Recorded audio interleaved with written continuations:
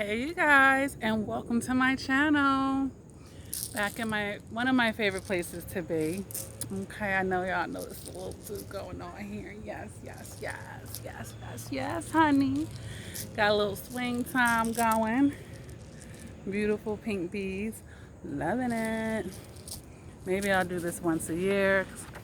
Very youthful and playful, and I'm all about that. All right, let's get serious here. The narcissists get stuff twisted all the time, don't they? But in this video, before we get too carried away with them, so do we. Anybody can get something twisted, all right? And to stay in that kind of relationship, we've had to get something twisted, all right? So in this video, although, you know, it's very easy to get lost in the stuff that they get twisted because there's so many things. But I'm vested in you guys getting your healing, and you're the ones that are going to be changing. So I might as well direct more of my attention to you guys, all right? So I made a list here. And some of the things of where you got twisted in that relationship, chances are, myself included in the past, not anymore, but you know, hey. And you know, all of this is to say none of us are perfect. All right, none of us are, and we're still getting stuff twisted until we get a perfect human being. It's something about you that you do still get twisted, all right?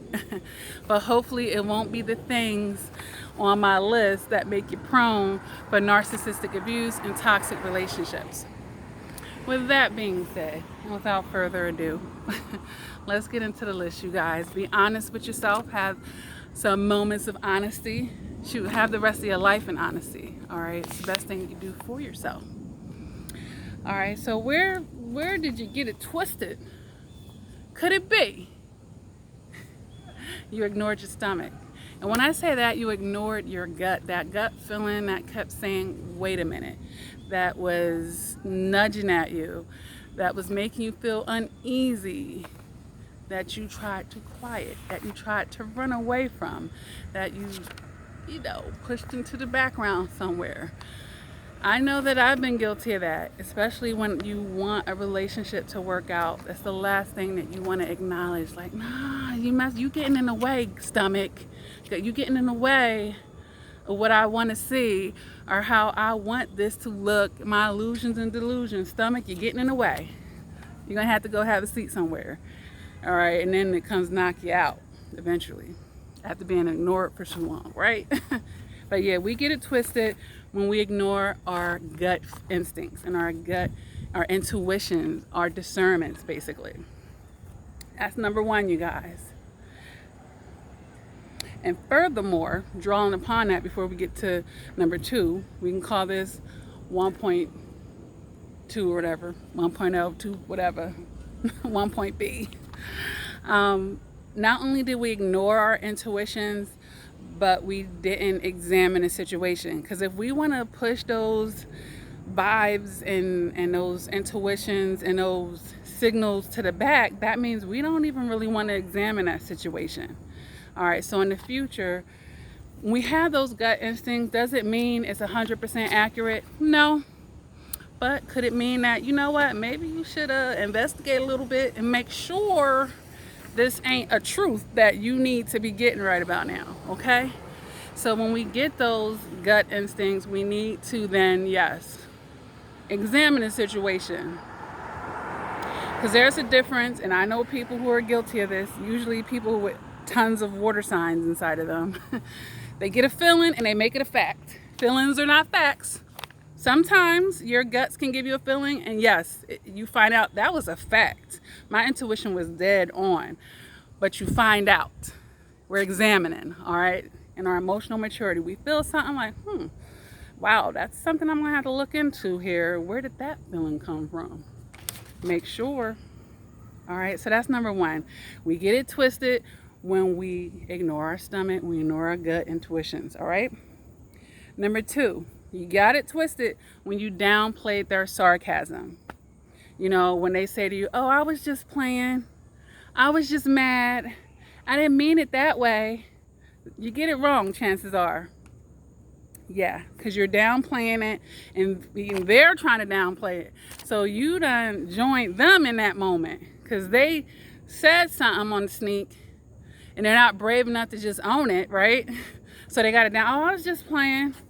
Oh, I was just mad when I said that when I was mad. There's some truth to it.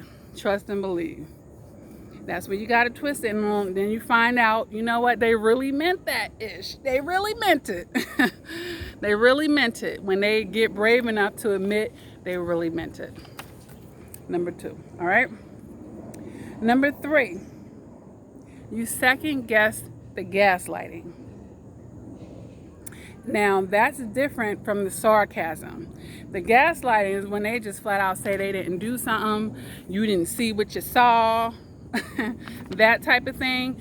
Second guessing the gaslight. And that's like highly manipulative when someone can actually convince you that something that literally did happen, something they literally did say, something you literally did see, feel, all this other stuff. When they can convince you that that was false, they're on another level with the manipulation, you guys. But yeah, that's where we be getting it twisted sometimes, when we second guess ourselves through their gaslighting. All right. The next thing on the list, we get it twisted when we reverse our intuitions. Some of y'all are gonna have to think about that one. When you actually reverse your own intuition. And this would be something like when you say, what if I'm wrong? What if you're right?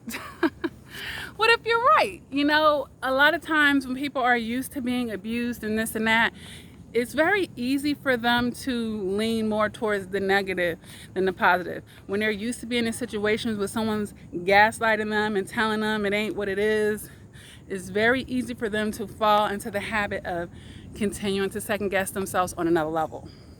So in this case, it would be saying, what if I'm wrong all the time, instead of leaning more towards the, what if I'm right? What if these suspicions are actually right? All right, because if you lean towards that, it will lean you towards the examination and all that due diligence that tends to not happen because we're always second guessing, what if I'm wrong? You see what I'm saying? You see how that's connected? All right, so we get it twisted, of course. This is the obvious one, when we let somebody take our peace. You're getting it twisted when you have no peace, but you're still in the situation. Down, we definitely getting it twisted then. Like, you ain't even got no peace, but you're still rocking it out. Got it twisted. You're getting it twisted when they didn't celebrate you. The whole relationship is you celebrating them, you celebrating the relationship, and there's no reciprocation going on. You definitely got it twisted when a person is not celebrating you. That's basically when you're in that abusive relationship, and that's what they're doing to you all day and night, okay? And you're staying in it, you definitely got something twisted right about then. All right? This is a big one, you guys. You got it twisted. I'm gonna let this go by. You got it twisted when you're thinking about what's best for them over you. This is a big one. This is a big one that almost all survivors have been guilty of. We're just so empathic. We're just so selfless, which is horrible, that we're naturally prone to always, every time we're talking about a situation, we're trying to figure it out, we're always prone to be thinking about what's in their best interest first. Well, we'll think something, but then we'll think about how much it's going to hurt them. We're not thinking about how much things are going to hurt us or where we're falling. We're not thinking about that first, that's for sure. If at all, for some of you. So that is definitely something you're getting it twisted. All right? The next one. You're definitely getting it twisted when you are not surrounded by someone who is like-minded. At the end of the day, that narcissist, that toxic person was not like-minded. Okay, they were unlike-minded. And then you spend that relationship trying to change them, trying to convince them, trying to get them to come to your energy, trying to be where you are. You got it twisted. You got it twisted when you're doing stuff like that. You have to, you hear that all the time. Surround yourself with like-minded people. All right? Save yourself a whole lot of energy and time, disappointment, heartbreak, and all of that stuff, okay? Whew, this next one is a big one. You got it twisted when you're not willing to walk away. That narcissist done filled out the situation and they know you ain't trying to go nowhere. They know that they done did this and that and pushed your button and tested you out, and that you don't want to leave because you didn't. Things that the typical person would be like, oh, hell no. You're not. You always come back, or you just never even leave to begin with. All right? So not being willing to walk away is basically overstaying your welcome. I've made videos on that. We don't want to do that. I've done that at least one good time in my life, and I regret that because I had a hard-ass lesson. The universe screamed at me, and I didn't like that discipline that I had to get for the reinforcement of you gonna learn today. You want to overstay your welcome now. You gonna get a little burnt too. The bridge gonna get burnt, and you might be in the middle of it when it get burnt. You gonna fall on your behind too, and it's gonna be all this work for you to get back up. Rejuvenate yourself, and oh Lord, you don't want it. Don't overstay your welcome nowhere. Nowhere. You don't want me here? I'm good. You can go, I can go, we can part ways. I ain't trying to force the issue and overstay my welcome nowhere. But we have to know when it's time to go, you guys, all right? So you definitely got it twisted when you're not willing to walk away and you overstay your welcome. The next thing, you get it twisted when you're not willing to take the path of least resistance. This is a big one too, if we think about it. How many of you are going against it, fighting against that ending, holding on by a little string? Yeah. The path of least resistance is going where you're welcome, going where you're actually welcome, going where you're actually embraced and respected. And if that's just with yourself, then fuck with yourself until someone else is worthy enough to be fucked with, okay? Worthy enough to come into your circle and all of this and that, okay?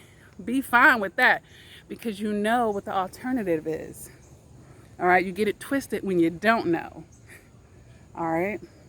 Take the path of least resistance, all right? Now, this is the last thing on my list, and this is a big one. This is a big one for those of you who like to swim in victim mentality, who's, can't let stuff go, can't release, still talking about stuff from way back when because you haven't found your healing, all right? So you got it twisted when you're letting your past steal your happiness. You definitely got it twisted, you guys. And then, let's just take another bigger look at this. It's not your past if you bought it in your present. Now it's a part of your now.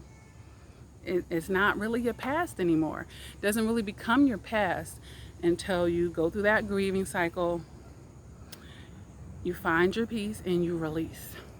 Then it actually becomes your past. But I had to word it that way so that you guys know what I'm talking about. When you bring your past with you, it ain't your past no more. But when you're letting it steal your happiness, that's when you got it twisted.